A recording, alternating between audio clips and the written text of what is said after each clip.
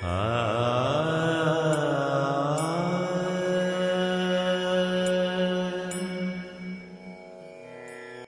ഭൂമിയിൽ നാം നിയോഗിക്കപ്പെടുന്നത് ക്രിസ്തുവിനെ പ്രഘോഷിക്കാനായിട്ടാണ്. അഥവാ ദൈവത്തിന്റെ സ്നേഹം ആനുകാലിക ലോകത്തിന് അനുഭവമാക്കി കൊടുക്കാനാണ്. വ്യക്തിപരമായ ഒരു ഉത്തരവാദിത്വമാണ് ക്രിസ്തുവിനെ പ്രഘോഷിക്കുക എന്നുള്ളത്. എന്നാൽ ആ ദൗത്യത്തിനായിട്ട് നമ്മൾ നിയോഗിക്കപ്പെടുന്നത് ഒരു കൂട്ടായ്മയായിട്ടാണ്. വ്യക്തിപരമായി ദൗത്യം കൈയേൽപ്പിക്കപ്പെടുകയും അത് നിർവഹിക്കപ്പെടേണ്ടത് കൂട്ടായ്മയായിട്ടാണ് എന്ന് അവിടെ നിന്ന് നിശ്ചയിക്കുകയും ചെയ്യുന്നത് എന്തുകൊണ്ടാണ്? നമ്മുടെ വ്യക്തിപരമായ ദൗത്യ നിർവഹണത്തിൽ ഒരു കൂട്ടായ്മ അനുഭവത്തിന് എന്താണ് സാധുതയും സ്ഥാനവും ഉള്ളത് എന്നതിനെ കുറിച്ച് നമ്മൾ ആലോചിക്കണം. ഞാനും എൻ്റെ ദൈവവും എന്ന നിലയ്ക്കായിരിക്കാനോ എൻ്റെ വ്യക്തിപരമായ അനുഭവതലം വിശ്വാസ പ്രഘോഷണത്തിന്റെ അടിസ്ഥാനമായി സ്വീകരിക്കാനോ എന്തുകൊണ്ടാണ് ദൈവം അഭിലഷിക്കാത്തത്? അല്ലെങ്കിൽ എന്തുകൊണ്ടാണ് അങ്ങനെ നമ്മെ നിയോഗിക്കാത്തത്? ഒരാൾക്ക് ഒരു ദൈവാനുഭവം ഉണ്ടായാൽ അത് പ്രഘോഷിക്കാൻ അയാൾക്ക് വ്യക്തിപരമായി കഴിയേണ്ടതല്ലേ? അതിനൊരു കൂട്ടായ്മയുടെ ആവശ്യമുണ്ട്. എന്താണ് കൂട്ടായ്മയുടെ പ്രത്യേകത, പ്രാധാന്യം? അതിനെക്കുറിച്ചാണ് നമ്മൾ ഇന്ന് ആലോചിക്കുന്നത്.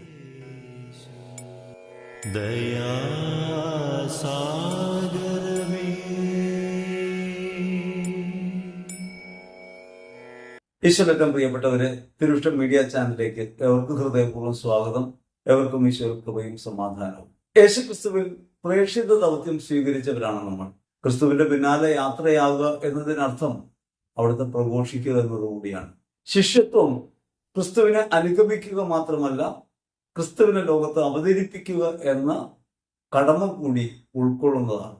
നമ്മുടെ ജീവിതത്തിൽ ക്രിസ്തുവിനെ ഗുരുവും നാഥനുമായി സ്വീകരിക്കുകയും ഗുരുവും കർത്താവുമായി അംഗീകരിക്കുകയും യോഹന്നാൻ സുവിശേഷം 13:13 പറയുന്നത് പോലെ അവിടുന്ന് ഗുരുവും കർത്താവുമാണ് എന്നത് തിരിച്ചറിഞ്ഞ് സ്വീകരിക്കുകയും അവിടുത്തെ അനുഗമിക്കുകയും ചെയ്യുമ്പോൾ അവിടുന്ന് കാട്ടിത്തന്ന വഴിയെ യാത്രയാകുക എന്ന് മാത്രമല്ല, അവിടുത്തെ ലോകത്തിന് മുൻപിൽ അവതരിപ്പിക്കുക എന്നതുകൂടി നമ്മുടെ ദൗത്യമായിട്ട് മാറുന്നു.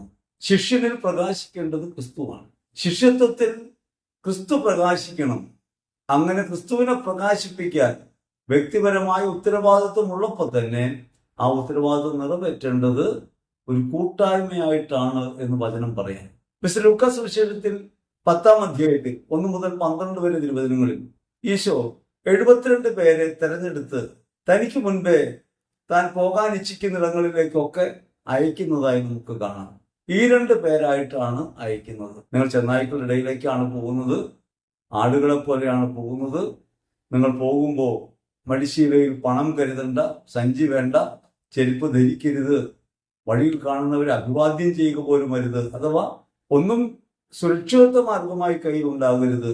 നാം പോകുന്ന വഴിയിലൊക്കെ സൗഹൃദം സ്ഥാപിക്കാനോ ബന്ധമുണ്ടാക്കാനോ ശ്രമിക്കുകയല്ല ചെയ്യുന്നത്. സത്യം വിളിച്ചു പറഞ്ഞ് കടന്നു പോകാനാണ് നമ്മൾ പോകുന്നത്. നമ്മൾ അഭിവാദ്യം ചെയ്യരുതെന്ന് പറയുന്നതിനകത്ത് പോലും ഈ ലോകത്തിനൊരു സുരക്ഷിതത്വ സാധ്യതകളെയും നമ്മൾ സ്വീകരിക്കരുത്. അങ്ങനെ നമ്മൾ പോകണമെന്ന് പറയുമ്പോൾ അവിടുന്ന് പറയുന്നു, ഒറ്റയ്ക്ക് പോകണ്ട, 2 പേരായിട്ട് പോയാൽ മതി. ഈ 2 പേരായിട്ട് പോയാൽ മതി എന്നുള്ളത് ഇവിടെ തുടങ്ങുന്ന കാര്യമല്ല. മോശയെ ഇസ്രായേലിനെ ഈജിപ്തിന് അടിമത്തത്തിൽ നിന്ന് മോചിപ്പിക്കാൻ അയക്കുമ്പോഴും ദൈവം അയക്കുന്ന കൂട്ടായ്മയായിട്ടാണ്. പുറപ്പാടിന്റെ പുസ്തകത്തിൽ 4-ാം അധ്യായത്തിൽ 27 മുതലുള്ള തിരുവചനങ്ങൾ നമുക്കത് കാണാം.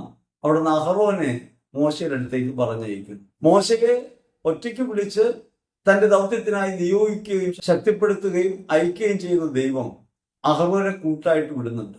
മോശ വിക്കനാണ്. ആ വിക്കനായ മോശ പറയുന്ന കാര്യങ്ങൾ മറ്റുള്ളവരോട് പറയാൻ അഹറോൻ. തോബിത്തിന്റെ പുസ്തകത്തിൽ നമുക്കത് കാണാം. തോബിയാസിനെ റെഗുബേന്റെ അടുക്കലേക്ക് അയക്കുമ്പോൾ ആ പോകുന്ന വഴിയിൽ ഒരു തുണ വേണം. അങ്ങനെ ഒരു തുണയെ തെരഞ്ഞെടുക്കാനായിട്ട് തോബിയാസ് തയ്യാറാകുന്നുണ്ട്. റഫായൽ മാലാഖ കൂട്ടിന് പോകും. അപ്പോസ്തല പ്രവൃത്തികളിൽ നമുക്ക് കാണാം പൗലോസും ബർന്നബാസും അങ്ങനെ കൂട്ടായ്മയായിട്ടാണ്, ഒറ്റയ്ക്കല്ല. എന്താണ് ഈ ദൗത്യ നിർവഹണത്തിൽ ഇങ്ങനൊരു കൂട്ടായ്മ ഉണ്ടാകുന്നതിന്റെ കാരണം എന്താണ്? അഥവാ വ്യക്തിപരമാണ് ദൗത്യം എന്നിരിക്കെ ആ ദൗത്യ നിർവഹണം ഒരു കൂട്ടായ്മയിലാവണം സാധ്യമാക്കേണ്ടത് എന്ന് അവിടെ നിന്ന് നിർദ്ദേശിക്കാൻ കാരണം എന്താണ്? ഉൽപ്പത്തി പുസ്തകത്തിൽ 2-ാം അധ്യായത്തിൽ 18-ാം തിരുവചനത്തിൽ നമുക്ക് കാണാം, മനുഷ്യൻ ഏകനായിരിക്കുന്നത് നന്നല്ല. മനുഷ്യൻ ഏകനായിരിക്കുന്നത് നന്നല്ല, അവന് ചേർന്ന ഇണയെ നൽകുമെന്ന് പറഞ്ഞ് ദൈവം ഒരു കൂട്ടായ്മയായിട്ടാണ് അവനെപ്പോഴും അയക്കുന്നത്. ദൈവം തന്നെ ഒരു കൂട്ടായ്മയാണ്. ദൈവത്തിന്റെ സ്വഭാവം വെളിപ്പെടേണ്ടത് ഒരു കൂട്ടായ്മയിലാണ്. അതുകൊണ്ട് പ്രഥമമായും പ്രധാനമായും ക്രിസ്തുസ്നേഹം ഈ ലോകത്ത് പ്രഘോഷിക്കാൻ അയക്കപ്പെടുമ്പോൾ അത് ഒറ്റയാൾ പടയല്ല, അതൊരു കൂട്ടായ്മയാണ്. നാം ഓരോരുത്തരും ഒറ്റയ്ക്ക് സുവിശേഷം പറയുമ്പോഴും ഒരു കൂട്ടായ്മയുടെ ഭാഗമായിട്ടാണ്. എന്തുകൊണ്ടാണ് സഭയെ കേന്ദ്രീകരിച്ച് സംസാരിക്കുന്നത്, അല്ലെങ്കിൽ സഭാത്മകമായ കൂട്ടായ്മയ്ക്കകത്ത് നിന്ന് സംസാരിക്കുന്നതെന്ന് ചോദിച്ചാൽ ഈ കൂട്ടായ്മയുടെ ബലമാണ് സംസാരിക്കുന്നത്. വ്യക്തിപരമല്ല സുവിശേഷം, സുവിശേഷം സഭയുടേതാണ്. അഥവാ ഒരു കൂട്ടായ്മയിലാണ് സുവിശേഷം പ്രഘോഷിക്കപ്പെടുന്നത്, ഒരു കൂട്ടായ്മയാണ് സുവിശേഷം പറയുന്നത്. അത് വ്യക്തിപരമായ ഉത്തരവാദിത്വമായിരിക്കെ തന്നെ ദൗത്യ നിർവഹണം കൂട്ടായ്മയിലായിത്തീരണമെന്ന് ദൈവം നിശ്ചയിച്ചിരിക്കുന്നു. യേശുക്രിസ്തു ജസ്റ്റിഫിക്കേഷൻ നടത്തുന്നത്, നീതീകരണം നടത്തുന്നത് കുരിശിലാണ്. അത് വ്യക്തിപരമായി ചെയ്ത കാര്യമാണ്. ഒരാൾ കുരിശിൽ മരിച്ചു, ലോകം മുഴുവൻ രക്ഷിക്കപ്പെട്ടു. നമ്മൾ ഓരോരുത്തരും വിശുദ്ധീകരിക്കപ്പെടുമ്പോൾ അത് ലോകരക്ഷയെ അനുഭവപ്പെടുത്തുന്നു. ഒരാളുടെ നന്മ ഈ ലോകത്തിന്റെ നന്മയായി മാറും എന്നാണ് വചനം പറയുക. ഒരുവന്റെ ജീവാർപ്പണം അനേകർക്ക് മോചനമൂല്യമായിട്ട് മാറുന്നു. പക്ഷേ അങ്ങനെ മോചനമൂല്യമായി ക്രിസ്തു മാറി എന്നത് അനുഭവപ്പെടുത്തുന്നത് ഒരു സഭാ കൂട്ടായ്മയ്ക്കകത്താണ്, വ്യക്തിപരമായിട്ടല്ല. ക്രിസ്തുവിന്റെ സ്നേഹം ഈ ലോകത്ത് കൂട്ടായ്മ വഴിയാണ് പ്രകടമാകുന്നത്. അയക്കപ്പെടുന്നത് സഭയാണ്. സഭ ഒരു കൂട്ടായ്മയാണ്. രണ്ടുപേർ ചേർന്നാണ് സുവിശേഷം പറയുന്നത്. അത് വ്യക്തിപരമായ ഒരു ദൗത്യമായിരിക്കെ കൂട്ടായ്മയുടെ ശുശ്രൂഷയായിട്ടാണ് അവതരിപ്പിക്കപ്പെടുന്നത്. കാരണം ക്രിസ്തു സഭയിൽ ജീവിക്കുന്നു, ഒരു സഭാഗാത്രത്തിന്റെ ഭാഗമാണ്. ഇനി എന്തിനാണ് ഇങ്ങനൊരു കൂട്ടായ്മയായിട്ട് നമ്മളെ അയക്കുന്നത് എന്നതിനെ സംബന്ധിച്ച് വിശുദ്ധ ഗ്രന്ഥത്തെ അടിസ്ഥാനമാക്കി, സഭാപ്രബോധനത്തെ അടിസ്ഥാനമാക്കി നമുക്കൊന്ന് ആലോചിക്കാം. 6 കാരണങ്ങൾ ഇപ്രകാരം രണ്ടുപേരായിട്ട് അയക്കുന്നതിന്റെ പിന്നിലുണ്ട്. ഒരു കൂട്ടായ്മയായി ആണ് സുവിശേഷം പറയേണ്ടത് എന്നതിന്റെ പിന്നിലുണ്ട് എന്ന് നമുക്ക് കണ്ടെത്താൻ പറ്റും. അതിൽ ഒന്നാമത്തേത് വിറ്റ്നസ് പ്രിൻസിപ്പിളാണ്, സാക്ഷ്യത്തിന്റെ വിശ്വാസ്യതയാണ്. ഒരു കാര്യം സാക്ഷ്യപ്പെടുത്തുമ്പോൾ, നമ്മൾ സാക്ഷികളായിട്ടാണല്ലോ സാക്ഷ്യപ്പെടുത്തുമ്പോൾ, ആ സാക്ഷ്യത്തിന്റെ വിശ്വാസ്യത വ്യക്തിപരമായ പ്രഘോഷണത്തിലല്ല, ഒരു കൂട്ടായ്മയുടെ പ്രഘോഷണത്തിലാണ്. നിയമാവർത്തന ഗ്രന്ഥത്തിൽ 19-ാം അധ്യായത്തിൽ 15-ാം തിരുവചനം പറയാണ്, 2 or 3 സാക്ഷികളുടെ വാക്കിൽ കാര്യങ്ങൾ ഉറപ്പിക്കപ്പെടും. ഒരു കാര്യം ഉറപ്പോടെ പറയാൻ 2 or 3 സാക്ഷികൾ ഉണ്ടാകും. സാക്ഷികളുടെ വാക്കിലാണ് ഒരു കാര്യത്തിന് വിശ്വാസ്യത. ഇത് യഹൂദരുടെ നിയമപരവും ആത്മീയവുമായ അടിസ്ഥാന ബോധ്യമായിരുന്നു. ഒരു കാര്യം പറയുമ്പോൾ 2 or 3 സാക്ഷികൾ വേണം. ഇപ്പോഴും നമ്മുടെ സാധാരണ കോടതികൾ പോലും ഒരു കാര്യം തെളിയിക്കപ്പെടണമെങ്കിൽ സാക്ഷ്യം ആവശ്യമാണെന്ന് പറയും. സത്യസന്ധരായ വിശ്വസ്തരായ സാക്ഷികൾ അത് ഉറപ്പിക്കും.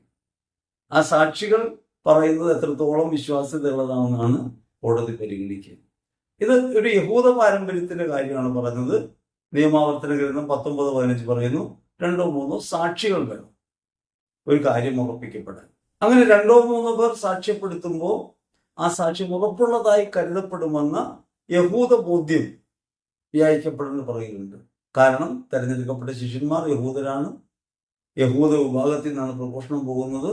ഒരു ദൗത്യ നിർവഹണം പൂർണ്ണമാകണമെങ്കിൽ, വിശ്വാസ്യപൂർണ്ണമാകണമെങ്കിൽ അത് 2 or 3 പേരുടെ പങ്കാളിത്തത്തോടുകൂടെ പ്രഘോഷിക്കപ്പെടണം. സാക്ഷികൾ ഇപ്രകാരം പ്രഘോഷിക്കുമ്പോഴാണ് ഒരു വാക്ക് സത്യമായി തീരുക എന്ന ബോധ്യമാണ് 2 പേർ ഒന്നിച്ചാണ് ഈ ദൗത്യത്തിന് പോകേണ്ടത് എന്ന് പറയുന്നതിന് ഒരു കാരണം. പരിപൂർണമായ കാരണമല്ല, ഒരു കാരണം. 2 പേർ ഒരുമിച്ച് ശുശ്രൂഷയ്ക്ക് പോകുന്നതിന്റെ പിന്നിൽ പരസ്പര സഹായത്തിനുള്ള സാധ്യത, അഥവാ വീണു പോകാതിരിക്കാനുള്ള താങ്ങ് ഉണ്ട് എന്നതാണ്. സ്വാഭാവികമായി നമുക്ക് ചിന്തിക്കാവുന്ന കാര്യമാണ്, ഒറ്റയ്ക്ക് പോകുന്ന ഒരാൾക്കെതിരെ ഏതെങ്കിലും തരത്തിലുള്ള ആക്രമണം ഉണ്ടായാൽ അവർക്ക് പിടിച്ചു നിൽക്കാൻ കഴിയില്ല. സഭാപ്രസംഗത്തിന്റെ പുസ്തകം 4-ാം അധ്യായം 9 മുതൽ 11 വരെയുള്ള തിരുവചനങ്ങളിൽ വ്യക്തമായ ഒരു കാര്യം പറയുന്നുണ്ട്. ഒരുമിച്ചായിരിക്കുന്നത് നല്ലതാണ്. 2 പേർ ഒരുമിച്ച് പോകുമ്പോൾ ഒറ്റയ്ക്കായിരിക്കുന്നതിനേക്കാൾ ബലവാനായിരിക്കും. മാത്രമല്ല, അതിന് പിന്നിൽ പറയുന്നൊരു കാര്യം, പരസ്പരം താങ്ങാൻ കഴിയും. ഒരാൾ തളരുമ്പോൾ മറ്റൊരാൾക്ക് താങ്ങാൻ കഴിയും. കൂട്ടായ്മയാണ് ദൈവിക ഭാവം. കൂട്ടായ്മയിലാണ് നാം ജീവിക്കേണ്ടത്. നാം വിളിക്കപ്പെടുന്ന ഒരു കൂട്ടായ്മയായിട്ടാണ്. മനുഷ്യൻ എന്ന് പറയുമ്പോൾ ആദം എന്ന് വിളിക്ക് അർത്ഥം ഒരു കൂട്ടായ്മ എന്ന് കൂടിയാണ്. മനുഷ്യൻ എപ്പോഴും ഒരു കൂട്ടായ്മയാണ്, സോഷ്യൽ ബീയിങ് ആയിട്ടാണ്. അപ്പൊ സാമൂഹ്യ ഘടന അങ്ങനെയായി ദൈവം നിശ്ചയിച്ചിട്ടുള്ളത് തന്നെ ഈ പാരസ്പര്യത്തിൽ ഉറയ്ക്കാൻ വേണ്ടിയാണ്.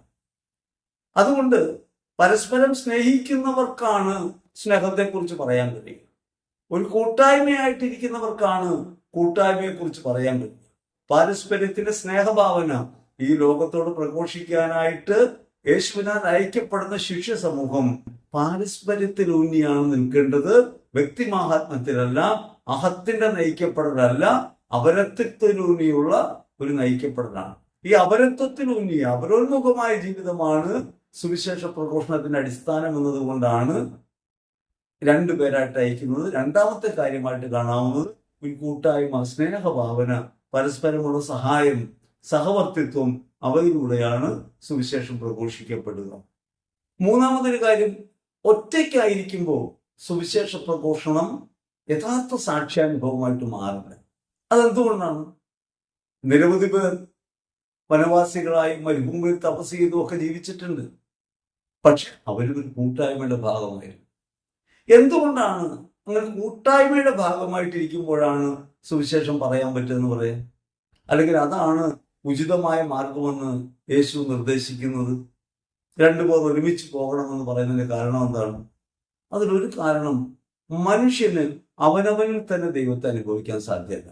അവനവനിൽ തന്നെ ദൈവത്തെ അനുഭവിക്കാൻ സാധ്യമല്ല. ഇന്ന് രാവിലെയും ഒരു സഹോദരി മെസ്സേജ് അയച്ചു ചോദിച്ചു, അകമേ വസിക്കുന്ന ദൈവത്തെ അനുഭവിക്കാൻ കഴിയുന്നില്ലല്ലോ. സ്വർഗത്തിൽ നിന്ന് ഇറങ്ങി വരുന്ന ദൈവത്തെ വേണമെങ്കിൽ അനുഭവിക്കാൻ പറ്റും, അവനവനിൽ കഴിയാതെ പോകുന്നത് എന്തുകൊണ്ടാണ്? വളരെ ലളിതമാണ് അത്തരം. അപരത്തിനാണ് ദൈവാനുഭവത്തിന്റെ തലം. അവനവനുള്ള ദൈവം പ്രകാശിക്കുന്നത് അപരത്തിൽ ദൈവത്തെ കാണാൻ തുടങ്ങുമ്പോഴാണ്. അപരത്തിൽ ദൈവത്തെ കാണുക എന്ന് വെച്ചാൽ എല്ലാവരിലും കാണേണ്ടതാണ്.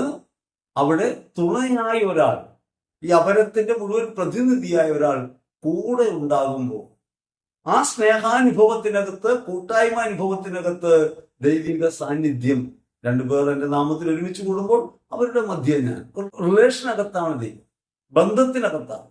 ആ ബന്ധത്തിനകത്ത് ദൈവത്തെ അനുഭവിക്കാതെ നമുക്ക് ലോകത്തോട് ദൈവത്തെക്കുറിച്ച് പറയാൻ സാധ്യമല്ല. അവനവനിൽ തന്നെ കുടുങ്ങിപ്പോകാതിരിക്കാൻ, അകത്തിന്റെ നിർബന്ധ ബുദ്ധികൾക്കും ഷാഠ്യങ്ങൾക്കും വിധേയപ്പെടാതിരിക്കാൻ ഒരു കൂട്ടായ്മ അനുഭവത്തിലൂടെയാണ്. രണ്ടുപേർ ഒരുമിച്ച്, നിങ്ങൾക്ക് സുവിശേഷം പറയണമെങ്കിൽ ഒറ്റയ്ക്ക് സാധ്യമല്ല, അതിനൊരു കൂട്ടായ്മ ഉണ്ടാകണം. സഭയുടെ പ്രാധാന്യം അത് തന്നെയാണ്. വ്യക്തിപരമായ ദൗത്യം നിർവഹിക്കപ്പെടുന്ന ഒരു കൂട്ടായ്മയുടെ ശക്തി എപ്പോഴും നമ്മൾ കാണണം. സംഘടന എന്നത്, സംഘബോധം എന്നത് നമ്മിൽ നിന്ന് പുറത്തു കടന്ന് ജീവിക്കാനുള്ള കഴിവിന്റെ പേരാണ്. ഞാൻ എൻ്റെ താല്പര്യങ്ങളിൽ നിന്ന് അവരത്തോടുള്ള സ്നേഹത്തിൽ താല്പര്യങ്ങളെ വലുതാക്കുന്നു, എൻ്റെ താല്പര്യങ്ങളെ മറികടന്ന് അവരോന്മുഖമായി ഒന്നാക്കി മാറ്റുന്നു. അവിടെയാണ് സുവിശേഷം. അത് മൂന്നാമത്തെ കാര്യമായിട്ട് പറയാവുന്നത്, ഈ സഹവർത്തിത്വവും സഹകരണ ജീവിതവും യഥാർത്ഥത്തിൽ സുവിശേഷത്തിന് അനിപേക്ഷണീയവും അത്യാവശ്യവുമാണ്. അതുകൊണ്ടാണ് രണ്ടുപേരെ അയക്കുന്നത്. നാം ഒരു കൂട്ടായ്മയുടെ ഭാഗമായിരിക്കുന്നത്. യേശുക്രിസ്തുവിൽ വിശ്വസിക്കാൻ ഒരു സഭ എന്തിനാണ്? വ്യക്തിപരമായി വിശ്വസിച്ചാൽ പോരെ എന്ന് ചോദിച്ചാൽ തെറ്റ് പറയാൻ കഴിയില്ല. ഒരാൾക്ക് യേശുവിനെ വിശ്വസിക്കാനായിട്ട് ഒരു കൂട്ടായ്മയുടെ ആവശ്യമുള്ളൂ. പക്ഷേ ആ വ്യക്തിപരമായ ബന്ധം നിലനിർത്താനും അനുഭവിക്കാനും അയാൾക്കൊരു കൂട്ടായ്മയില്ലാതെ സാധ്യമല്ല. അതാണ് പ്രത്യേകത. എനിക്ക് യേശു ദൈവമാണെന്ന് പറയാൻ ആരുടെയും സഹായം ആവശ്യമില്ല. ദൈവാത്മാവ് പ്രേരിപ്പിച്ചാൽ പറയാം. പക്ഷെ എനിക്ക് ഈ യേശുവിനെ ജീവിതത്തിൽ അനുഭവിക്കാൻ, പ്രാക്ടീസ് ചെയ്യാൻ, അല്ലെങ്കിൽ ജീവിത ബന്ധത്തിനകത്ത് ക്രിസ്തുവിനെ അനുഭവിക്കാനും ലോകത്തോട് പ്രഘോഷിക്കാനും ഒരു കൂട്ടായ്മയില്ലാതെ സാധ്യമല്ല. അതുകൊണ്ട് ഒറ്റയ്ക്കായി പോകാൻ സാധ്യമല്ല, കൂട്ടത്തിൽ ഒന്നായിട്ടാണ്, യേശുവിൽ ഒന്നായിട്ടാണ്. യേശുവിൽ ഒന്നാകുമ്പോൾ എൻ്റെ പരിമിതികളെ മറികടന്ന് ക്രിസ്തുവിൽ എനിക്ക് സുവിശേഷം പ്രഘോഷിക്കാൻ കഴിയും. അതുകൊണ്ടാണ് രണ്ടുപേർ ചേർന്ന് കൂട്ടായ്മയായി. നാലാമതൊന്ന് ദൗത്യത്തിന്റെ സമഗ്രതയാണ്. നാം പറയുന്നത് സുവിശേഷമാണ്. നമ്മുടെ വാക്കിലൊതുങ്ങുന്ന, നമ്മുടെ പ്രവൃത്തിയിലൊതുങ്ങുന്ന കാര്യമാണ്. പലതരം ജീവിതാനുഭവങ്ങളും പലതരം സ്വഭാവങ്ങളും പലതരം കഴിവുകളും ഒന്നു ചേർന്ന് ക്രിസ്തു അനുഭവത്തെ ലോകത്തോട് പ്രഘോഷിക്കണം. മോശ വിക്കനാണ്. മോശ അത്ഭുതങ്ങൾ പ്രവർത്തിക്കും. പക്ഷെ മോശയ്ക്ക് കാര്യങ്ങൾ പ്രസന്റ് ചെയ്യാൻ കഴിയില്ല, മിക്കുള്ളതുകൊണ്ട്. അവിടെ അഹ്റോൻ മോശയുടെ നാവായി പ്രവർത്തിക്കുന്നു. ഒരു ശരീരത്തിന്റെ ഭാഗമാണ് നമ്മൾ, അതുകൊണ്ട് അവയവങ്ങൾ എന്ന നിലയ്ക്ക് പ്രവർത്തിക്കാൻ, അങ്ങനെ പൗലോസ് പറയാം, നമ്മൾ അവയവങ്ങളാണ്. അപ്പോ ശിരസായ ക്രിസ്തുവിൽ അവയവങ്ങളായി പ്രവർത്തിക്കുന്ന ഒരു ശരീരമായി മാറാൻ ശുശ്രൂഷയുടെ സമഗ്രത, നമ്മുടെ കഴിവുകളുടെ വ്യത്യസ്തതയിലൂടെ നമുക്ക് അവതരിപ്പിക്കാൻ കഴിയുന്നു. പാടുന്നയാൾക്ക് പാട്ടിലൂടെ, പറയുന്നയാൾക്ക് വാക്കിലൂടെ, നടക്കുന്നയാൾക്ക് പ്രവൃത്തിയിലൂടെ, ദാനം ചെയ്യുന്നയാൾക്ക് ദാനം ചെയ്യുന്ന ശേഷിയിലൂടെ, നേതൃത്വം കൊടുക്കുന്നയാൾക്ക് തീഷ്ണതയോടെ. അങ്ങനെ ദൈവം തന്നിട്ടുള്ള പല കഴിവുകൾ ഒന്നു ചേർന്ന് മാത്രമേ സുവിശേഷം പ്രഘോഷിക്കാൻ കഴിയൂ. അവിടെയാണ് ഈ കൂട്ടായ്മ പ്രാധാന്യം അറിയിക്കുന്നത്. ശുശ്രൂഷകളുടെ ദൗത്യത്തിന്റെ സമഗ്രത അത് കൂട്ടായ്മയിലാണ്. അതുകൊണ്ടാണ് രണ്ടുപേർ. ആ രണ്ടുപേർ പ്രതീകമാണ്. എപ്പോഴും അങ്ങനെയാണ്, പ്രഘോഷകനും കേൾക്കുന്നവനും ശ്രോതാവും. സഭയിൽ അങ്ങനെയാണ്. ഈ കൂട്ടായ്മയ്ക്കകത്താണ്. രണ്ടുപേർ ഒരുമിച്ചാണ്, ഒറ്റയ്ക്കല്ല. രണ്ടുപേർ ഒരുമിച്ചാണ് എന്ന് പറയുന്നിടത്താണ് ദൈവിക സഹവാസം, ദൈവാനുഭവത്തിന്റെ തലം, ബന്ധത്തിനകത്താണ് ദൈവത്തിന്റെ അനുഭവം. ഇനി ഈ ദൗത്യമാകട്ടെ ഒരു പേഴ്സണൽ മാറ്റർ അല്ല, അത് ക്രിസ്തുവിന്റെ ദൗത്യമാണ്. ആ ക്രിസ്തുവിന്റെ ദൗത്യം വ്യക്തിപരമായ ഒരു പാരമ്പര്യമായി തുടരുകയല്ല. യേശുവിന്റെ ദൗത്യം ഒരു കമ്മ്യൂണിറ്റി ആയിട്ട്, സ്പിരിച്വൽ കമ്മ്യൂണിറ്റിക്കകത്താണ്, ആത്മീയ ശരീരമാണ് നിറവേറ്റുന്നത്. ആ ശരീരം ക്രിസ്തുവിൽ പലതായിരിക്കുന്ന മനുഷ്യരെ ഒന്നു ചേർക്കുന്നു വിശ്വാസത്തിൽ. ഇങ്ങനെ വിശ്വാസത്തിന്റെ ഏകതയിൽ ഒന്നു ചേരുന്ന ഒരു കൂട്ടായ്മ വചനം പ്രഘോഷിക്കണം. വ്യക്തിപരമായിട്ടല്ല ദൗത്യം ഒരു കൂട്ടായ്മയുടേതാണ്, യേശുവിന്റെ ദൗത്യമാണ്. ഇത് നമ്മുടെ പേഴ്സണൽ ചോയ്സ് അല്ല, അവനവന്റെ അഭിപ്രായമല്ല. നമ്മൾ നിങ്ങളോട് പറയുന്നത് വ്യക്തിപരമായ അഭിപ്രായമാണെങ്കിൽ ഈ നിലയ്ക്കല്ല പറയുന്നത്. ആ വ്യക്തിപരമായ അഭിപ്രായം ഈ ലോകത്തിന് മുൻപിൽ സുവിശേഷമായി ഒരിക്കലും പരിഗണിക്കപ്പെടില്ല. വ്യക്തിപരമായ താല്പര്യങ്ങളാണ് ശുശ്രൂഷയുടെ അടിസ്ഥാനമായിട്ട് വരുന്നതെങ്കിൽ, അവിടെ കൂട്ടായ്മയായിട്ടാണ് കാണപ്പെടുന്നതെങ്കിലും ഈ വ്യക്തിപരത അവിടെ മുളച്ചു നിൽക്കും. അപ്പോൾ വ്യക്തിപരമായിട്ടല്ല. അതുകൊണ്ടാണ് സഭയുടെ ശുശ്രൂഷയാണ് എന്ന ബോധ്യം ഉണ്ടാവണം. അപ്പോസ്തല പ്രബോധനത്തിലും ദൈവശാസ്ത്രത്തിലും വിശുദ്ധ ഡോക്ടറിലും ഒക്കെ വേരൂന്നിക്കൊണ്ട് മാത്രമേ, അല്ലെങ്കിൽ അവയിൽ നിന്നൊക്കെ ശക്തി സ്വീകരിച്ചുകൊണ്ട് മാത്രമേ, അറിവും പോഷണവും സ്വീകരിച്ചുകൊണ്ട് മാത്രമേ സുവിശേഷം നമുക്ക് പറയാൻ കഴിയൂ. ഇത് വ്യക്തിപരമായ ഉത്തരവാദിത്വമാണ്. പക്ഷെ ദൗത്യം വ്യക്തിപരമല്ല, ദൗത്യം ഒരു കൂട്ടായ്മയുടേതാണ്. ക്രിസ്തുവിന്റെ തുടർച്ചയാണ് ആ ദൗത്യം. അപ്പൊ ക്രിസ്തുവിന്റെ തുടർച്ചയായ ദൗത്യത്തിൽ വ്യക്തിപരതയിൽ അല്ല ശുശ്രൂഷ ചെയ്യുന്നത്, ഒരു കൂട്ടായ്മയ്ക്കകത്താണ്. അതുകൊണ്ട് കൂട്ടായ്മയിൽ നമുക്ക് പങ്കാളി വേണം, കൂടെയുള്ളവർ വേണം. കൂടെ ആളില്ലാതെ രണ്ടുപേർ ഒരുമിച്ചാണ് ശുശ്രൂഷ എന്ന് പറയുമ്പോൾ അവനവനെ വിട്ട് അവരത്തിലൂടെ അവരത്തോട് ചേർന്ന് എന്ന കാര്യം ഉറപ്പിക്കണം. അങ്ങനെ അവരത്തോട് വിശ്വസ്തത പുലർത്താൻ കഴിയുന്നില്ലെങ്കിൽ ക്രിസ്തുവിനോടും വിശ്വസ്തത പുലർത്താൻ സാധ്യമല്ല. അവരത്തോട് സ്നേഹത്തിൽ വർത്തിക്കാൻ കഴിയുന്നില്ലെങ്കിൽ ലോകത്തോട് സ്നേഹത്തെക്കുറിച്ച് പ്രഘോഷിക്കാൻ നമുക്ക് കഴിയില്ല. അതുകൊണ്ടാണ് രണ്ടുപേർ ചേർന്നുള്ള ദൗത്യം. ഇനി ഒരു പുതിയ നിയമ കാഴ്ചപ്പാടെന്നാണ്. പുതിയ നിയമ കാഴ്ചപ്പാട് ഏക നായകൻ, ഏക നേതാവ് ക്രിസ്തുവാണ്. നേതൃത്വപരമായ കാര്യം ക്രിസ്തുവിൻ്റെത് മാത്രമാണ്. നമ്മൾ സഹോദരങ്ങൾ, ഒരു മൈത്രിയിലാണ്, സാഹോദര്യത്തിലാണ്. ലോകത്തോട് ക്രിസ്തുവിനെ കുറിച്ച് പ്രഘോഷിക്കുന്നത് സാഹോദര്യത്തിലൂടെ മാത്രമേ സാധ്യമാകൂ. നീ എന്റെ സഹോദരനാകുന്നു, നിന്നെ അവിടെ നിന്ന് രക്ഷിച്ചിരിക്കുന്നു എന്ന് പറയാൻ, ദൈവമക്കളാണ് സകലരുമെന്ന് പറയാൻ നമുക്ക് കഴിയുന്ന എവിടെയാണ്? നമ്മിൽ നിന്ന് പുറത്ത് കിടന്നിട്ടാണ്. അപ്പൊ ക്രിസ്തുവിലാണ് ശുശ്രൂഷ എന്നതും പുതിയ നിയമ കാഴ്ചപ്പാടും. പുതിയ നിയമ കാഴ്ചപ്പാട് ദൈവം എല്ലാവരുടെയും പിതാവാണെന്നും എല്ലാവരുടേതുമാണെന്നും എല്ലാവർക്കും വേണ്ടി സ്വർഗരാജ്യം തുറന്നിരിക്കുന്നുവെന്നും അതുകൊണ്ട് ഇത് സ്നേഹത്തിന്റെ പാതയാണെന്നാണ് പുതിയ നിയമത്തിന്റെ പ്രഘോഷണം. അവിടെ നേതാവ് യേശുക്രിസ്തു മാത്രമാണ്. അപ്പൊ വ്യക്തിപരതയിൽ നിന്ന് പൂർണ്ണമായും പുറത്തു കിടന്ന് ക്രിസ്തുവിനെ സമ്പൂർണമായി സ്വീകരിക്കുന്ന, ക്രിസ്തുവിൽ ഒന്നായിത്തീരുന്ന ഒരു കൂട്ടായ്മയാണ് സുവിശേഷം പറയേണ്ടത്. അതുകൊണ്ട് വ്യക്തിപരതയുടെ താല്പര്യങ്ങളെ മറികടക്കാനുള്ള ഉപാധിയായിട്ടാണ് ഈ രണ്ടുപേർ എന്ന് പറയുന്നത്. ക്രൈസ്തവ ജീവിതം വ്യക്തിപരമായ ഒന്നല്ല, അതൊരു കൂട്ടായ്മയുടെ ജീവിതമാണ്. വ്യക്തിപരമായിട്ടല്ല ജീവിക്കാൻ കഴിയും. CCC 751, 752 അത് പറയുന്നുണ്ട്. ഈ ദൗത്യം ഒരു കൂട്ടായ്മയുടെ ദൗത്യമാണ്. ക്രൈസ്തവ കൂട്ടായ്മ, പ്രഘോഷണ കൂട്ടായ്മ ഒരു കൂട്ടായ്മയായിട്ടാണ്, വ്യക്തിപരതയിലല്ല. ജീവിതവും പ്രഘോഷണവും രണ്ടല്ല. ജീവിതവും പ്രഘോഷണവും യാഥാർത്ഥ്യമായി തീരുന്നത് ഈ കൂട്ടായ്മയുടെ ബന്ധത്തിനകത്താണെന്ന് സഭ പഠിപ്പിക്കുന്നു. കാറ്റഗിസം 851 852 വ്യക്തമായത് പറയുന്നു. ഇനി ദൈവിക സ്വഭാവം എന്നാണ്, ത്രിത്വത്തിന്റെ സ്വഭാവമാണ്. ദൈവം വിളിക്കുന്നത് ഈ കൂട്ടായ്മയുടെ സ്വഭാവത്തിലാണ്. അതുകൊണ്ട് CCC 877 79 ഭാഗങ്ങളിൽ വ്യക്തമായിട്ട് പറയുന്നുണ്ട്, ഈ ട്രിനിറ്റേറിയൻ ലവിന്റെ ആ ബോണ്ടേജിന്റെ ഒരു അനുഭവതലം ഉയർത്തിക്കൊണ്ടാണ്. ത്രിത്വാത്മകമായ ബന്ധത്തിന്റെ പ്രഘോഷണം കൂടിയാണ് സുവിശേഷം. അതുകൊണ്ട് പ്രവർത്തിക്കാൻ വിളിക്കുന്നതും ഒന്നിച്ചാണ്, കൂട്ടായ്മയായിട്ടാണ് എന്ന് കത്തോലിക്ക സഭ പഠിപ്പിക്കുന്നു. അതുകൊണ്ട് ബന്ധം പരമപ്രധാനമാണ്. രണ്ടുപേർ എന്നത് ഒരു പ്രതീകാത്മകമായ കാര്യമാണ്. ബന്ധത്തിന്റെ കൂട്ടായ്മയായി വസിക്കുക, കൂട്ടായ്മയായി പ്രഘോഷിക്കുക, കൂട്ടായ്മയായി സാക്ഷ്യം നിൽക്കുക എന്നതാണ് നമ്മുടെ ദൗത്യമെന്ന് കത്തോലിക്ക സഭ പഠിപ്പിക്കുന്നുണ്ട്. ഇനി സഭാപിതാക്കന്മാർ ഈ കൂട്ടായ്മ അനുഭവത്തെ കുറിച്ച് പറയുന്ന പല കാര്യങ്ങളും നമ്മിൽ കൗതുകമുണർത്തുന്നതാണ്, ആഴമേറിയ ചിന്തകൾ നൽകുന്നതാണ്. സഭാപിതാവായ സെന്റ് ഗ്രിഗറി ദി ഗ്രേറ്റ് പറയാണ്, സ്നേഹത്തിന്റെ കൽപ്പന പൂർത്തീകരിക്കപ്പെടണം എന്നാലാണ് പ്രഘോഷിക്കാൻ കഴിയുക. അതുകൊണ്ട് സ്നേഹത്തിന്റെ കൽപ്പന പൂർത്തീകരിക്കാൻ വേണ്ടിയാണ് രണ്ടുപേരായിട്ട് അയക്കുന്നത്. ഈ രണ്ടുപേർക്ക് തമ്മിൽ സ്നേഹത്തിൽ വ്യാപരിക്കാൻ കഴിയുന്നില്ലെങ്കിൽ പിന്നെ സ്നേഹത്തെ കുറിച്ച് എങ്ങനെയാണ് പറയുന്നത്? ക്രിസ്തുവിന്റെ കൽപ്പനയുടെ അടിസ്ഥാനം ഔന്നിത്യവും ഈ സ്നേഹഭാവനയാണ്. അതുകൊണ്ട് സ്നേഹം പ്രഘോഷിക്കാൻ അയക്കപ്പെടുന്നവർക്ക് സ്നേഹിക്കാൻ കഴിയണം. അതുകൊണ്ടൊരു കൂട്ടായ്മ എന്നാണ് സെന്റ് ഗ്രിഗറി ദി ഗ്രേറ്റ് പറയും. സെന്റ് അഗസ്റ്റിൻ ഓഫ് ഹിപ്പോ പറയുന്നത്, ഒന്നിച്ച് യാത്ര ചെയ്യാനാണ് വിളിക്കപ്പെടുന്നത്, ഒറ്റയ്ക്ക് യാത്ര ചെയ്യരുത്, അപകടമാണ്. ക്രിസ്ത്യാനികൾ കൂട്ടമായിട്ടാണ് ക്രിസ്തുവിലേക്ക് യാത്ര ചെയ്യേണ്ടത്, ഒറ്റയ്ക്കുള്ള യാത്ര അപകടകരമാണ്. അത് നമുക്ക് തിരിച്ചറിയാൻ കഴിയും. നമ്മുടെ വ്യക്തിപരമായി സ്വന്തം താല്പര്യങ്ങൾക്കനുസരിച്ച് വചനത്തെ മനസ്സിലാക്കുകയും അങ്ങനെ ജീവിക്കാൻ ശ്രമിക്കുകയും ചെയ്യുമ്പോൾ ക്രിസ്തു വിരുദ്ധരായിട്ട് മാറിപ്പോകും. കാരണം അവിടെ പരസ്നേഹത്തിന്റെ കൽപ്പന ലംഘിക്കപ്പെടും. അവനവന് പുറത്തു കിടക്കണമെന്ന് ലംഘിക്കപ്പെടും, അവരോന്മുഖം എന്നത് ലംഘിക്കപ്പെടും. അതുകൊണ്ട് സെന്റ് അഗസ്റ്റിൻ ഓഫ് ഹിപ്പോ പഠിപ്പിക്കുകയാണ്, കൂട്ടായ്മയായിട്ടാണ് പോകേണ്ടത്, ഒറ്റയ്ക്കുള്ള യാത്ര അപകടകരമാണ്.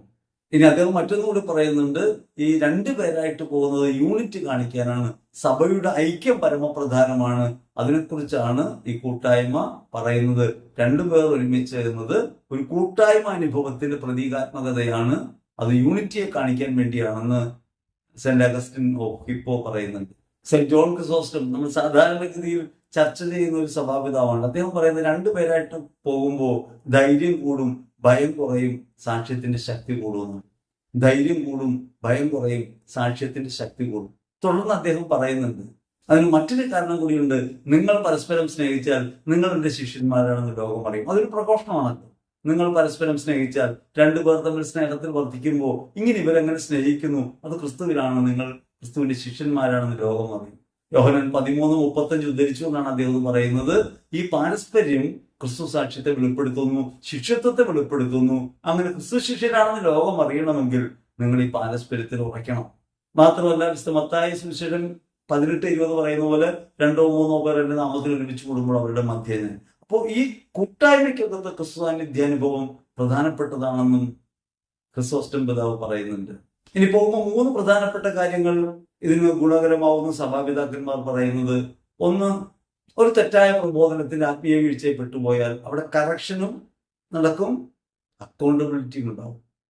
അപ്പൊ നമ്മൾ എന്ത് പറയുമ്പോഴും സഭയുടെ കാര്യം പറയുന്നത് എന്താണ്? ഒരു അക്കൗണ്ടബിലിറ്റി ഉണ്ടാവും. നമുക്കതിന് തെറ്റ് പറ്റിയാൽ കറക്ഷൻ ഉണ്ടാവും. അപ്പൊ അതിന് അടിസ്ഥാനപരമായ ബന്ധത്തിൽ ഈ കൂട്ടായ്മയ്ക്കകത്ത് നിലനിന്ന് പോകുമ്പോഴാണ് സാധ്യമാവുക. ഒറ്റയ്ക്കല്ല ഇത് നടക്കേണ്ടത്, ദൗത്യത്തിലാണ്. കാരണം ഈ ദൗത്യം നമ്മുടേതല്ല, ക്രിസ്തുവിന്റെ തുടർച്ചയാണ്. ആ ക്രിസ്തുവിന്റെ തുടർച്ച യഥാർത്ഥത്തിൽ ഈ കൂട്ടായ്മയ്ക്കകത്താണ് വെളിവാകുക, അനുഭവപ്രദമാകുക എന്നാണ് ഈ രണ്ടുപേരെ ഐക്യം എന്നതിന് പിന്നിൽ പ്രവർത്തിക്കുന്ന ഒരു കാര്യം. ഈശ്വരറ്റം പ്രിയപ്പെട്ടവരെ, ഇത്രയും പറഞ്ഞത് നാം ഒരു കൂട്ടായ്മയായിട്ടാണ് ഐക്യപ്പെടുന്നത്. വ്യക്തിപരമായ ഈ ഉത്തരവാദിത്വം ദൗത്യപരമായി ഒരു കൂട്ടായ്മയ്ക്കകത്ത് നിർവഹിക്കാൻ വിളിക്കപ്പെടുന്നു. പാരസ്പര്യമുള്ള ബന്ധത്തിനകത്ത് സ്നേഹോഷ്മളമായ ജീവിതം കൊണ്ട് മാത്രമേ സുവിശേഷം പറയാൻ കഴിയൂ. രണ്ടുപേർ ഒത്തുപോകണമെങ്കിൽ വലിയ ബുദ്ധിമുട്ടാണ്. ഒരാൾ അവരെ സ്വീകരിക്കണം. ഇങ്ങനെ പരസ്പരം സ്വീകരിക്കാൻ ക്രിസ്തുവിലാണ് നമുക്ക് കഴിയുക. മറ്റൊരാളുടെ കുറവുകളെയും പരിമിതികളെയും നേരിട്ട് സ്വീകരിക്കാൻ നമുക്ക് സാധ്യമല്ല, യേശു ക്രിസ്തുവിൽ സാധ്യമാണ്. അങ്ങനെ യേശുക്രിസ്തുവിൽ സാധ്യമാണ് എന്നതുകൊണ്ട് തന്നെ രണ്ടുപേരുടെ ബന്ധത്തിനകത്ത് ഇങ്ങനെ പാരസ്പര്യത്തിൽ ഉണ്ണാൻ കഴിയുന്നുവെങ്കിൽ ക്രിസ്തു അവരുടെ നടുവിലുണ്ട് എന്ന് ലോകത്തിന് വെളിപ്പെടും.